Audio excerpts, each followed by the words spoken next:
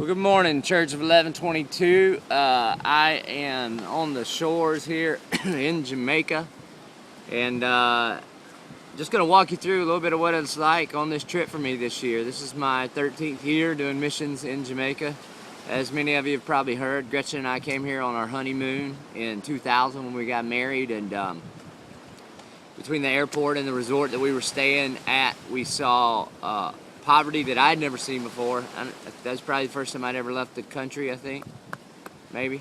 And anyway, I just felt like the Lord was calling us to come back, and so we've been back every year for 13 years. And so me and a couple guys from church, Brad Bowen, who's runs our facilities and is a general contractor, and Dr. Doug Gessner, who's a physician, they came down early with me this year. And so it is Thursday morning before the crew gets here tomorrow, and we've just got to run around today and buy all the supplies and also all the medicine and do some site visits and check out the spots where we'll take our team and make sure we're all set. But I want to start it out by showing you how our day starts. We start every morning here in Jamaica, right out here by the water, usually at about 6:30 or so.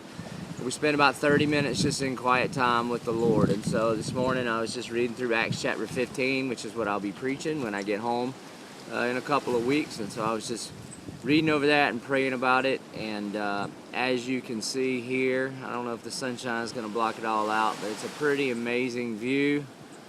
It's a pretty cool place to spend a half hour with the Lord every morning.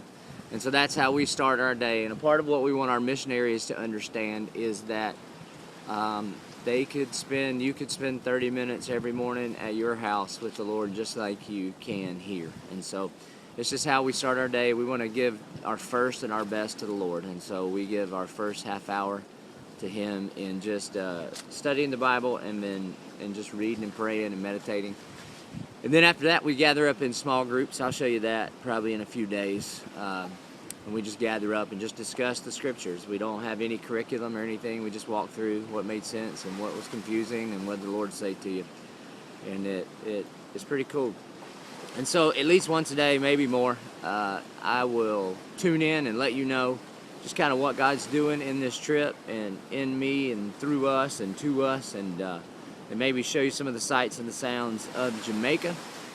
But I just ask you to do something for me. A couple things. One is, would you just pray like crazy? Would you pray for me? Just like anytime you step out and try to do something big for the Lord, the enemy shows up in a big way. And so there's just some stuff going on that, it's kind of got me down a little bit. So if you'll just pray for me, I'll just be focused on Jesus, the author and perfecter of our faith, and nothing else, and all the things of this world would just begin to fade away. Would you pray for our team? We've got some nervous people. It's their first trip ever.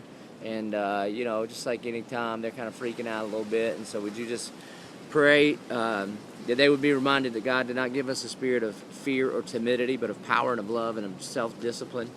Would you pray for soft hearts on our team? Would you also pray for mighty things to be done to the glory of God and for His kingdom, and that none of us from our church would get in the way?